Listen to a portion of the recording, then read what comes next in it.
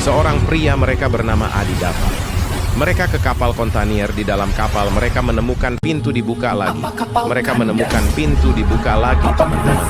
Tiba-tiba saja sebuah bayang hitam mengejar mereka dan mereka kabur.